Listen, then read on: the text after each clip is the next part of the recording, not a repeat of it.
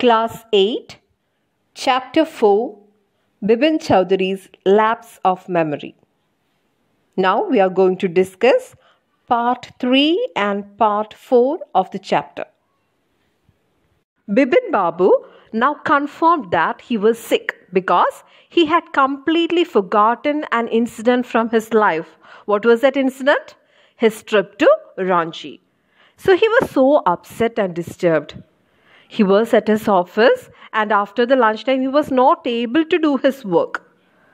This had never happened to him before. He had been working in this firm for 25 years and he was a tireless and hard-working employee. But now he was disturbed and he was not able to do his work properly. So he decided to go home. So he went home, he reached home and he tried to keep himself calm and clear. But was he able to do that? No, he couldn't. He knew that it was possible to lose one's memory through an injury in the head. But how can one lose a memory of a single instant of his life? That is not possible, isn't it? And that was confusing. He always wanted to visit Ranchi, but he was so sure that he had never gone there. But now, a stranger and his friend Dinesh confirmed that they went for a trip to Ranchi. But our Bepin Babu can't remember anything about it. Now, it is 7:30 p.m. Bepin Babu's servant came and announced that a man named Choudhury had come to meet him. Choudhury was Bepin Babu's childhood friend. They were schoolmates. But Choudhury was a struggling man. He doesn't have any money or he doesn't have any job. So Choudhury had been coming to see Bepin Babu about a job. But Bepin Babu doesn't like Choudhury and had openly told to Choudhury that he can't help him. Even then, Choudhury used to come hoping that Bepin Babu would help him. Now Bepin Babu was totally confused and was upset. So he told his servant that he can't meet Choudhury today. Just then Bepin Babu thought, maybe Choudhury might remember something about the Ranchi trip. So Bepin Babu decided to ask Choudhury about 1958 Ranchi trip. Bepin Babu now hurried down to see Choudhury. He asked Choudhury if he remembered his going to Ranchi in 1958. And Choudhury said, of course he remembered the trip. Now, Choudhury to know about the trip. At that time, in 1958, Choudhury worked in a travel agency. And Choudhury claimed that he booked tickets for Bepin Babu for his Ranchi trip. But Bepin Babu couldn't remember all this. So Choudhury was upset. Choudhury looked at Bepin Babu's face with concern. How could a man with so sharp a memory forget about all these things? Choudhury thought like that. So Choudhury had himself been at the railway station to see him off. So he expressed great concern about Bepin Babu's health. Bepin Babu now told to Choudhury that he would consult a specialist because he thinks that he is sick. So he thought of consulting a specialist.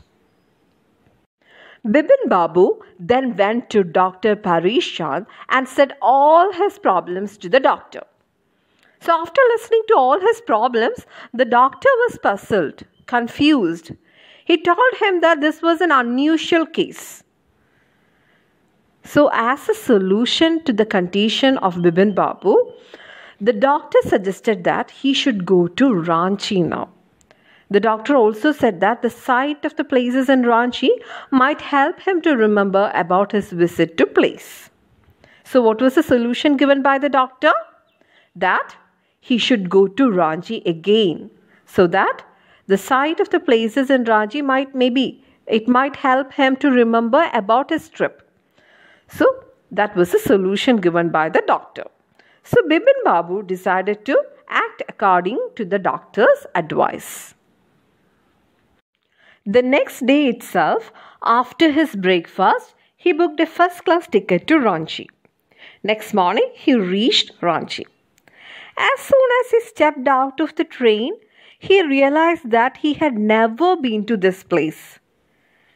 He took a taxi and went around the town. He saw many streets, buildings, hotels, bazaars, but everything was new to him.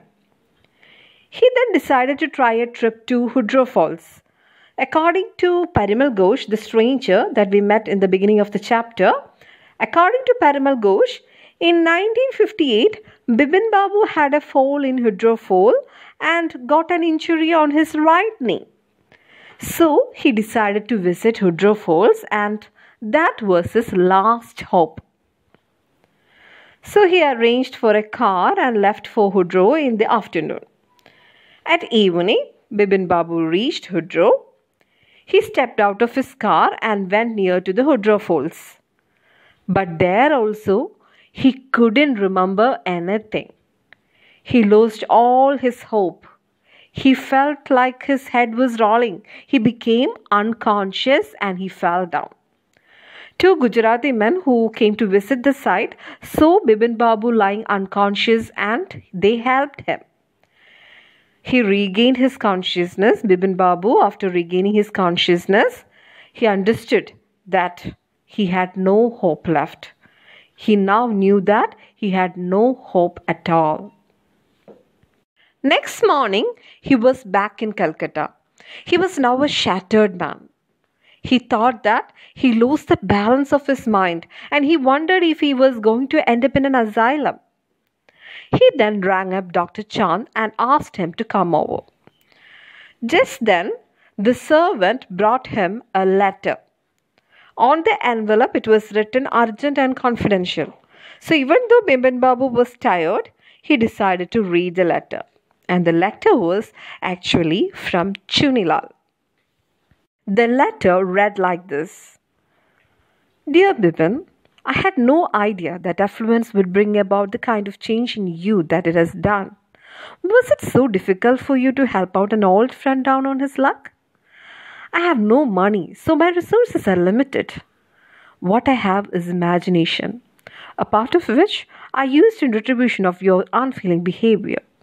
Well, you will be all right again now. A novel I have written is being considered by a publisher. If he likes it enough, it will see me through the next few months. Yours, Chunilal. Bepin Babu read the letter and understood that it was a practical joke played by Chunilal. And he did all this with the help of Parimal Ghosh and Dinesh Mukherjee. In his letter, Chunilal had first expressed his bitterness for getting no help from Bepin Babu. Then he frankly told Bepin Babu that his memory was all right and it was a punishment for his unfeeling behavior. Now it was clear to Bepin Babu that he had not really lost his memory. So when Dr. Chand came, Bepin Babu told a lie. He said that he had remembered everything on reaching Ranchi railway station and he called him for a painkiller as he had pain in hip from a fall he had in Ranchi.